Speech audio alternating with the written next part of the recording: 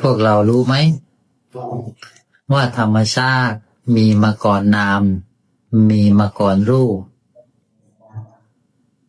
เมื่อธรรมชาติอันบริสุทธิ์ต้นกำเนิดได้สร้างนามอันเป็นธรรมชาติแห่งการปรุงแต่ง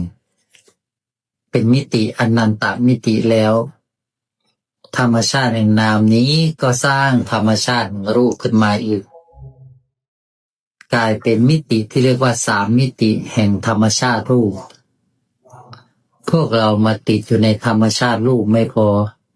พวกเราติดอยู่ในธรรมชาตินามอันเป็นอนันตธรรมชาติอีกแล้วเมื่อไหร่พวกเราจะได้รู้จักธรรมชาติที่ปราศจากนามที่ปราศจากรูปพวกเราจึงแสวงหาธรรมชาติอันเป็นรูปบ้างแสวงหาธรรมชาติอันเป็นนามธรรมบ้างปรุงแต่งให้ค่าให้ความหมายกับธรรมชาติว่าเป็นธรรมชาติแต่พวกเรา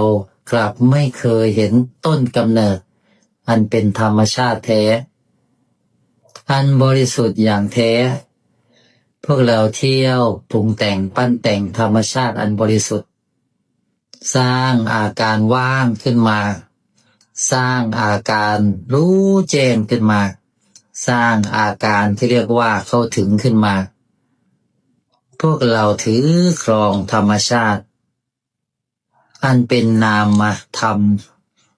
อันเป็นธรรมชาติปั้นแต่ง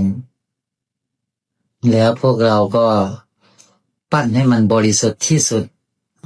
แล้วก็ติดอยู่หลงอยู่หลงไหลหลงอยู่แล้วก็อวดโอ้กันว่าฉันมีธรรมชาติที่บริสุทธิ์กว่าแบ่งขั้นแบ่งตอนว่ามีขั้นต่างๆแล้วก็อยากได้ขั้นต่างๆนั้นพวกเราติดอยู่ในการสร้างธรรมชาติอยู่เช่นนี้วัฏฏะจึงหมุนเวียนอยู่เช่นนี้แหละ